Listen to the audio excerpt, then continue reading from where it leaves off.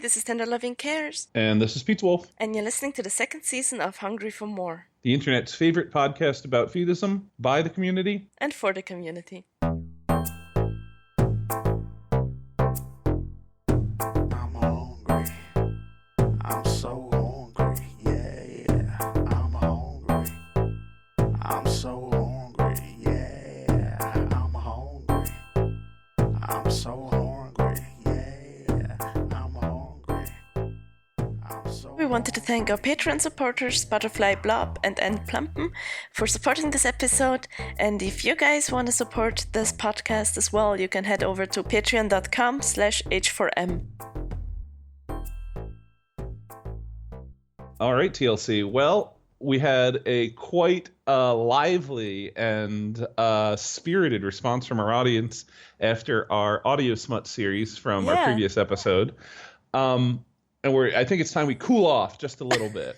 Maybe blood ran a little hot. It got a little bit kinky. I think it was a great success, and we're probably going to revisit it Definitely. in the future. Definitely, yeah. Mhm.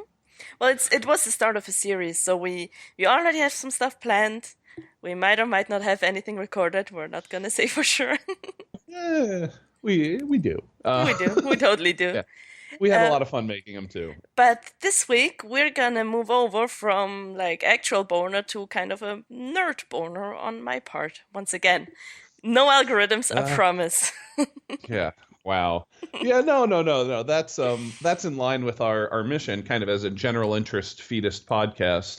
We're not just a smut series or an advice column, or we also talk about the community itself, kind of as meta topics and issues that relate to feudism but aren't necessarily within the community. And that's kind of where this week's topic falls in, because it is near and dear to your nerdy little heart. Exactly. So we're back to the hosted episodes, and the topic that I kind of selected is something I've been thinking about for a while. It's all about the portrayal of fatness in video games. Oh, okay. Well, that's definitely a topic that has a lot of area for discussion. How did you want to approach it? I mean, there's a huge overlap within our community from gamers and people within the feudism community, because we're talking about the online community. Both is related to the internet, and what I wanted to talk about is how some of the very insidious and very ingrained fat stereotypes we have also kind of found their way into video games, unfortunately, and how maybe that seems to be changing little by little as indie communities and like more affordable ways to actually produce video games that aren't produced by like all the AAA companies might hopefully change that. So let's just jump into this, because if you look back at video games, and video games aren't a very old media in and of itself, so we're only talking about like the last couple of decades and a little bit more.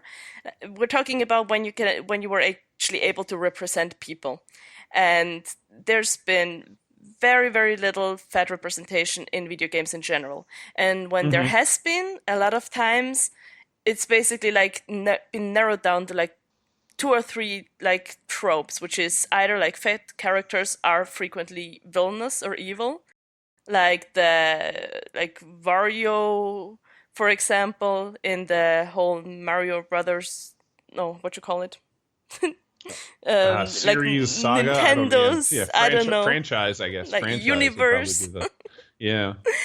Then obviously fat characters are usually the punchline or the victim, which is also something we've seen a lot in movies, but tends to be especially true in video games as well. Like whenever there's a non-evil fat character, they're always just kind of like this one-off, funny, often even stupid character that's just like meant to be there for like comedic relief.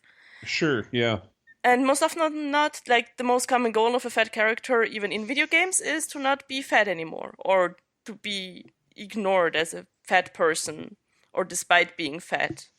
Yeah. There, it seems like the plot lines, if they even exist for the fat person, if they're not just literally a joke, Yep. are either to lose weight and achieve success that way, or really to have kind of their own goals subsumed into that of the thin protagonists. They exist to kind of be. It's always like they're a helper, or I'm a Mm-hmm. friendly blacksmith. There's, it's not.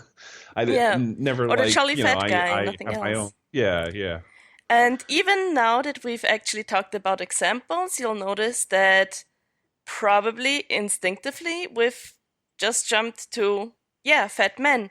But have we ever really seen like fat women as important characters within a video game narrative, not just the narrative inside in the terms of being an NPC character or some other side character, but you actually getting to choose an avatar that represents a bigger body, especially as a female. I mean, And never. never. There's almost total erasure Mhm. of fat women in, up until what, maybe the last 3 or 4 years with the rise of indie gaming. Probably mainly indie gaming distributed through like Steam and their Greenlight project. We've Yeah, seen we've it's seen. I mean, either that they're just non-existent. Yeah. they're really non-existent, and the fact is, so many video games have possibilities to actually customize your characters, and even if so, like you can choose in some games, you can choose like 100 different shirts, but like for the life of me, you cannot choose a different body type, which I know is also video games are hard to produce, and like different body types will kind of change hitboxes of your own character and like interfere with all these game mechanics. It might make it more difficult, but it can't be so difficult. Like, if you see the progression that gaming has made over the last years, you've just seen where all the money has gone to, and like the best special effects, the most awesome explosions and stuff like that, and the fact that being able to represent different body types and have a more inclusive and diverse representation of characters in general, not just fat people, but in general within gaming, it's been more of a choice than actually being limited by the technical aspects of it. And for example, Saints Row is one of the only games that I know where you can choose a character that is slightly bigger than average. The Yeah. Sims games as well, but Sure. Yeah.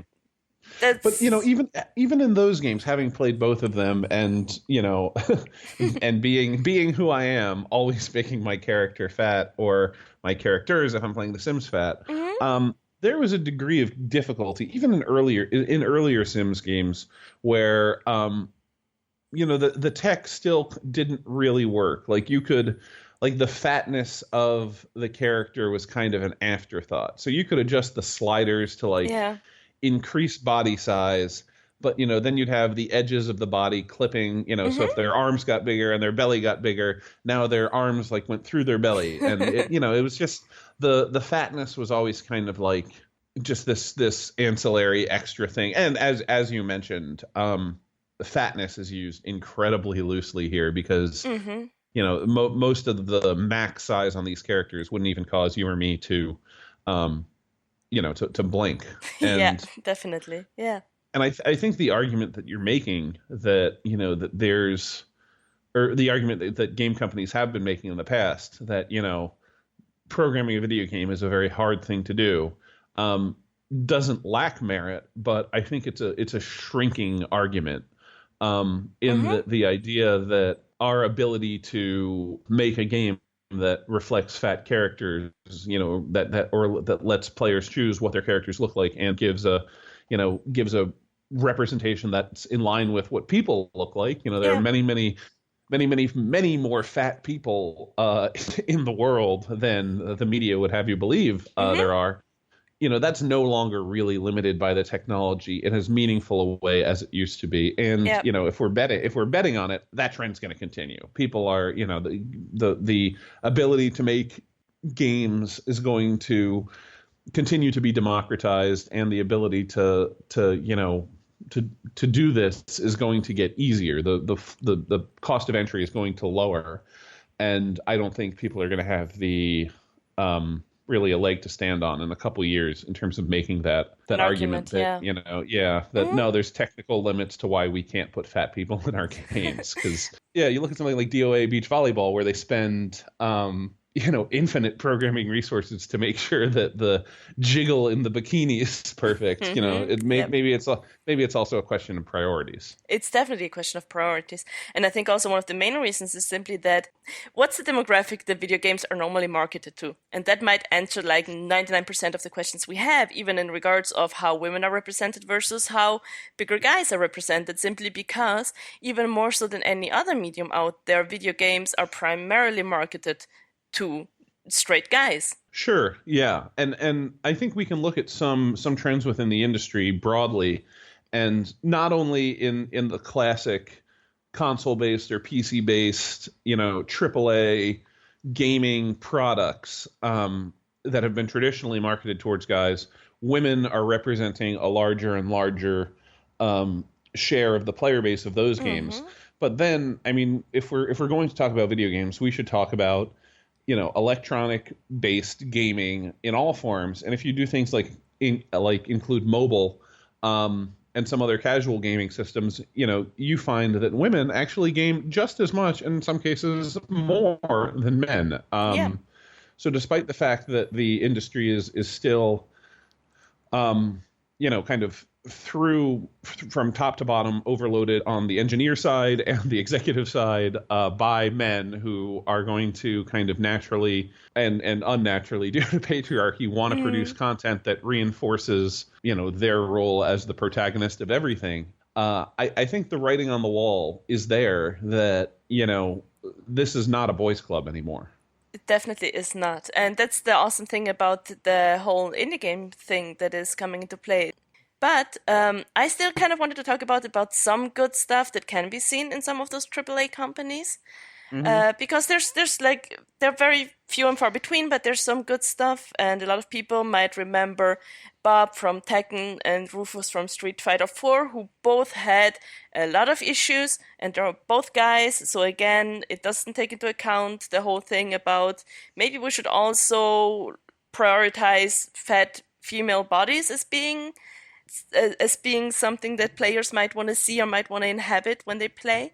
But Bob and Rufus were both very viable characters. They were used in competitive play. They had a lot of strength. They are both very positive about their size, but they still had issues like fight moves being named after food or being displayed as overly. Sure. The thing that annoys me most, that even if you have a fat character in a video game that's actually happy to be fat, at the same time they're being portrayed as, oh, but you gotta be delusional for doing so we'll make him also kind of part of the joke within like other players in the context.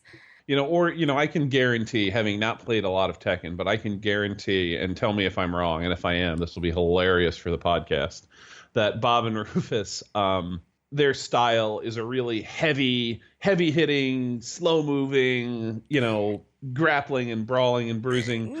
No? No, actually not. No, they're both really Okay. fast, like high kicks. We're one of the faster hey. players, so that's the good thing about them. That's a really good thing about them. We'll get this in post. We get to suppose. No, but that certainly, and that might be a nod to the changing industry. But it used to be, if there was a fat guy, you knew that they were the brawler or the tank, and it wasn't in a game with dragons or lasers or everyone can fly or whatever. The idea that a fat person could move fast enough to be, an agile character is, I forget the name of the actor escapes me at the moment, but he plays Sam Tarley on Game of Thrones, and he John, it's getting away from me. But he said, he got fan mail that said, I don't believe that Sam would still be fat. He's been up at the wall for years. Why is he still fat? And he's like, there are dragons and undead, and you can't believe that a guy is still fat. Like, yeah, that's gosh. it's. That's another thing I wanted to talk about, because one of my next examples is going to be Overwatch, because you have Roadhog, you have Zarya, and I'm sorry if I'm mispronouncing some of the names, but I've just realized when doing like the notes and the research on this whole episode that I've been playing a lot of these games in their German subs and might not always have the like proper English pronunciation of those names. But they're both awesome examples. Like Sarah, she's a Russian like ex-bodybuilder who became like she became a soldier basically to help within a rebellion to protect like her loved ones basically. And Roadhog was more kind of the criminal. But they're both this huge burly characters, and that's like the one thing where I gotta say that this whole trope of the big guys being like more the tanks has some kind of, I'm not gonna say merit, but there's a game mechanic logic behind it that I do think you could overthink that, but I also see that because it's been established a long time ago, that it would be hard to kind of overtake that, and it's simply that you also have to consider hitboxes. So what they do is basically the tank is going to be the one who takes the most damage, so he can have the biggest hitbox, which also by extent means that will make him a generally bigger character, and we can make giants or have very muscular guys, and you see all those things as tanks as well, not just fat characters as tanks, but because they need to fill up that bigger hitbox, they're going to do that, while other players like the healer, that's only going to be one healer in every group, and he's going to be more like on the back, but he's also going to have like a smaller hitbox to be harder to hit, and at the same time less health points. So there is some kind of game mechanic and relation between how much life points they have as relating to the hitbox, and artists going with, okay, if the hitbox is this big, how we're going to fill up all that space so that people don't just like shoot into the air and hit the character. And this might be one of our classic examples of how two people in the fetus community can have different opinions and not hate each other. No, I mean, respectfully, I'm not sure that convinces me. Like, I understand the game mechanic. I get it, yeah. You want a tank to take damage. You want it to be a bigger target. You want it to conceal other characters and have a big hitbox that can absorb a lot of damage. I get, I know how important hitboxes are ever since playing GoldenEye for N64, when none of my friends were allowed to play with Oddjob because he was really short and you could just avoid it was almost considered cheating. So I understand how in a game that's really finely tuned like Overwatch, where they're constantly balancing and rebalancing the game. Yeah. That's one of the things that's going to factor into their decision calculus.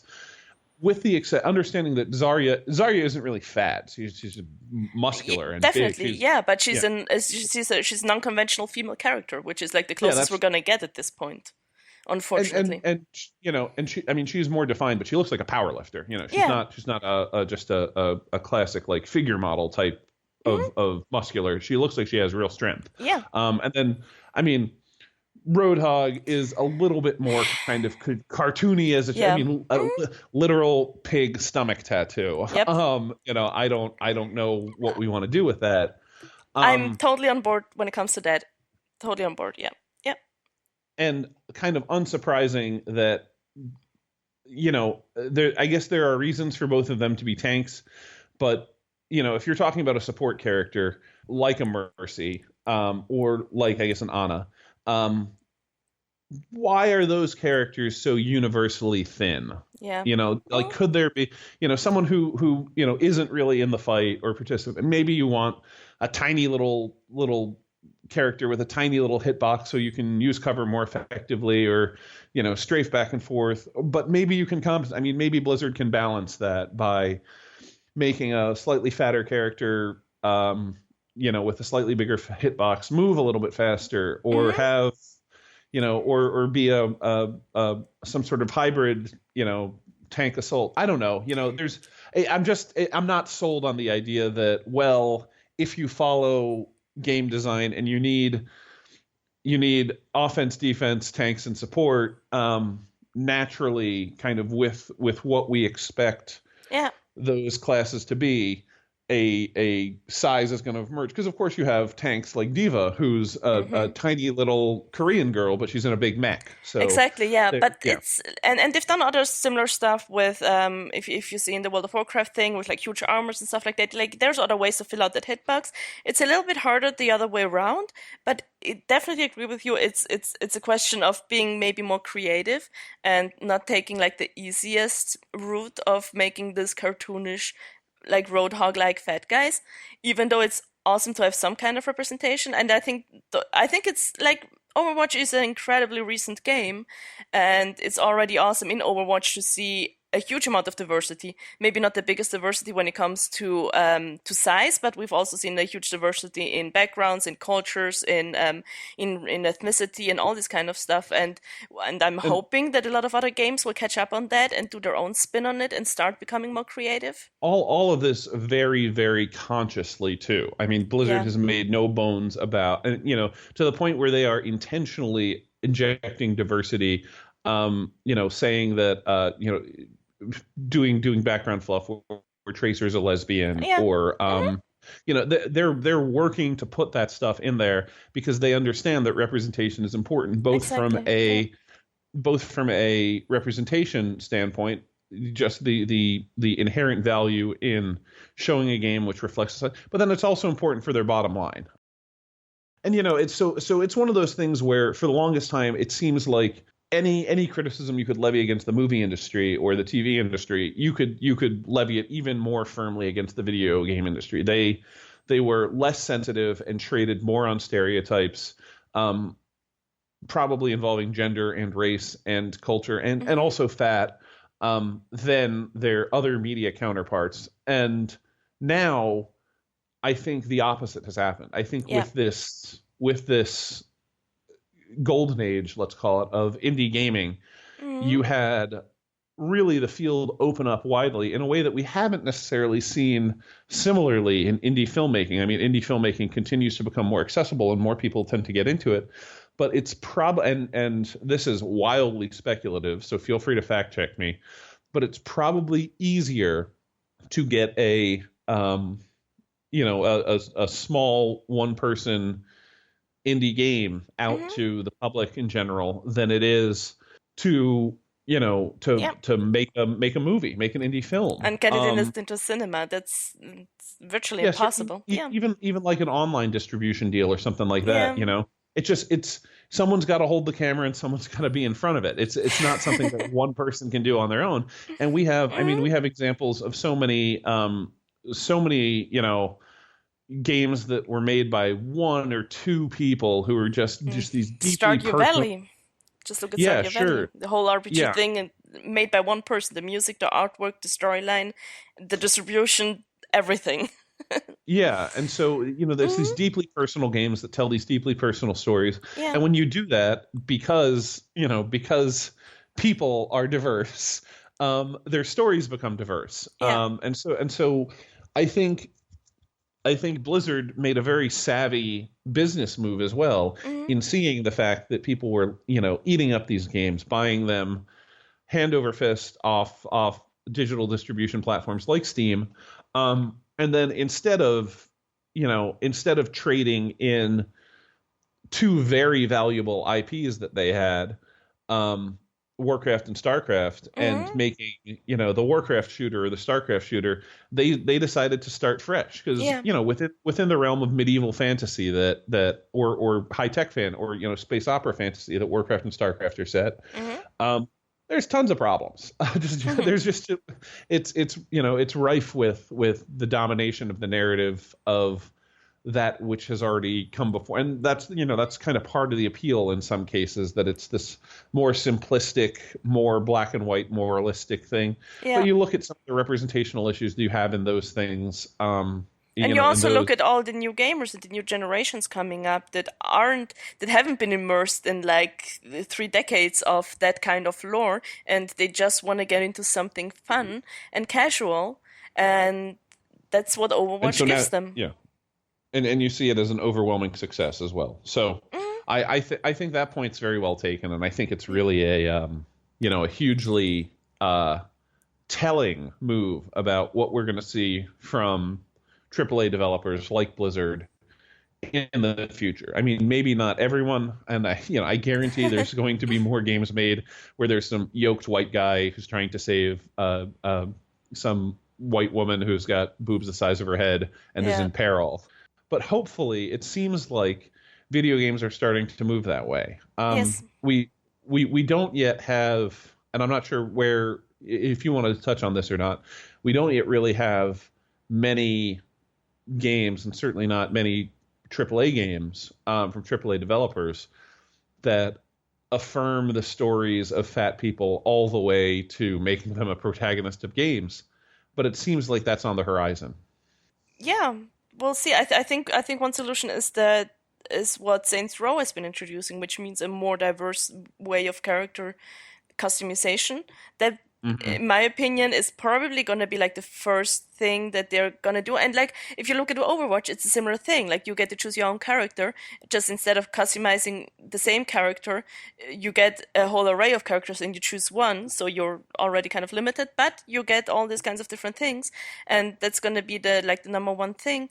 But I'm even more interested in more of the narrative aspect of games, which is where indie games come into, because instead of with many AAA games where you start with the game, what the developers start with the game mechanics and kind of build in the story later on that fits that fits the mechanics, and maybe they're gonna like readjust some little things about the mechanics, but still the mechanics and the fun of it comes first, and then the narrative and the story and the value behind it to some extent comes second. Indie games has kind of turned this around, and they've made incredibly moving pieces like that Dragon Cancer has been an example of this, where we see that games aren't anymore just about we have this goal and we gotta save this or like find this solution or something like that, but that the game is in some ways and just an interactive way of telling a story to some extent as well, and that's hopefully where a lot of those issues will come into, and we were hopefully going to see like even more ways to tackle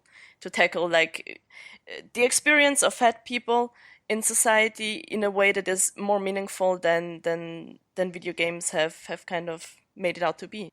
Yeah, yeah. No, I think I mean, that's really the area where you can see the democratization of games kind of shining.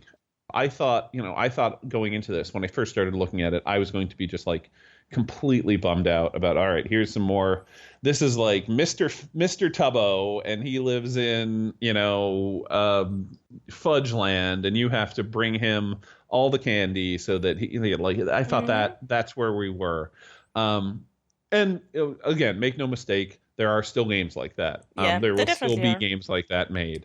But then there's But also yeah. Ellie in Borderland 2, who's incredibly smart and self-sufficient, and she's flirty and sexual, and she has no issue with her body type. And you have like Tierno in Pokemon X, who's like this big dude who wants to make like this Pokemon dance thing because he's an awesome dancer, and his friends are so supportive, and it's like his body is he's not even it's not even brought up, so like it is possible to make those stories, and I think people will notice. And again, the Overwatch thing, like the game companies should notice that if they put this diversity out there, people will welcome it and they will feel themselves represented in those games, and and like all of those characters that we've just mentioned are like huge fan favorites within the game universes. So like hopefully they can Yeah. take a hint and try to do that. And I've seen a lot of companies kind of include even in the hiring processes that they are actively looking for more diversity, and that is something that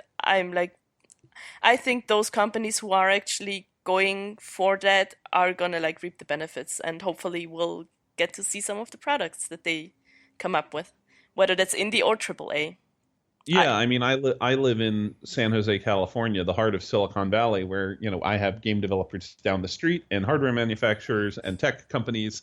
And, the nickname of the city is still very much Man Jose, hmm because it's just filled with dudes. You go out and there's just dudes everywhere. But yeah, no, I think the writing's on the wall for game developers to realize that they had hit, young white dude saturation. yeah. In terms of, we've got every single young white dude out there who's going to play video games, playing our video games. Yeah. And do we want to cut each other's throats to try and peel a couple percent of the market of young white dudes off, and Like onto our game? Or do hmm we want to start creating games that appeal to the vast majority humans. of people? Yeah. So, the traditional perceived, and whether or not it's an accurate perception, is changing, as we've acknowledged, but the perceived gaming audience has been and continues to be young men, yeah, Hmm 18 to 35-year-old men, or probably um even younger, I guess that's for adult gamers, but even younger teenagers as well. Um, that's been the gaming audience for whom these characters and these storylines have been crafted for the better part of 40 years, I guess you could say. We're coming up Mm-hmm. on 40 years of some sort of home game industry since Atari 2600 or Mm-hmm. ColecoVision or whatever you want to Yeah. peg it to. But what's the stereotype that we have? These games that trade in stereotype. But what's the stereotype we have about gamers themselves? I felt it was kind of like one of those. It was a pushback from a person who was physically fit Mm. and liked gaming. Saying we're not all nerds. Stop calling us all fat nerds in our mom's basement. Yeah. And so it's interesting because there's kind of a backhanded coda to the gaming community that continues that shows how fat phobia functions in society, Mm-hmm. that continues to produce heroes like Doom Guy or Duke Nukem or these classic action movie ripped as hell Mm-hmm. Yeah. alpha male dudes, but then also presumes or makes the or assumes, I guess, that the consumer of this narrative is going to be some nerd with an escape fantasy from their shitty little life. Well, So yeah, there's because also South Park and stuff. yeah, well, yeah, no, I mean the South Park guy is the Mm. second thing, but no, Yeah.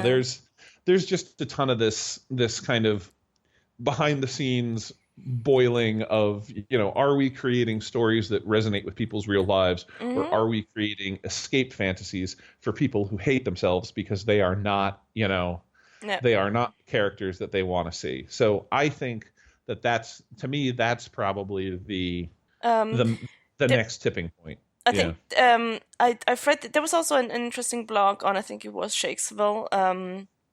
There's a woman on there who makes I think oh gosh, what's it called, Fatstronauts or something like that. It's like kind of the 101 on like fat phobia within the society, and she's done a lot of stuff also on like the whole medical aspect and like fat phobia in the medical profession, but she's also done some stuff on fat representation, and she made one article that was like targeted at debunking that myth that fat people don't want fat characters in their video games, because why would, like, in the sense of, and she made the point that maybe if you are someone who's totally not okay with their body and you want to lose weight and you want all this stuff, you don't want to defined by that same body type in the video game where you have so many other choices for your body Hmm. type, And Hmm. I agree, but then at the same time, I think that's probably the minority. I don't know. I think it reinforces the whole thing in the sense of there is no representation, so people feel shitty about themselves,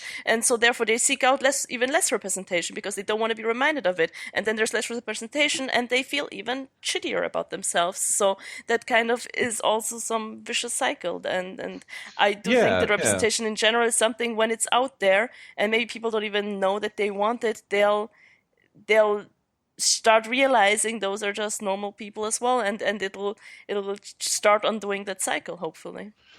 Yeah, yeah, no, I think I agree with that wholly. I think there's the switch is going to come, and maybe not a complete switch, but at least the creation of extra space Hmm. for video games, which have always kind of traded on that logic, that underlying logic that our product is an escapist, aspirational fantasy for the end user. This is a way to put yourself in a fantasy world, and get away from your boring day to day to, you know, to something more in line with what we see, in other media, where people also like stories that resonate and reflect and comment and Yeah. interact with their experiences as they already exist, Hmm. where it doesn't need to just be something that's so far out and so, just id stroking, Yeah. wish fulfillment bullshit. Again, Um, this yeah. this Dragon Cancer is a perfect example for it. I don't know if have you ever heard of the game?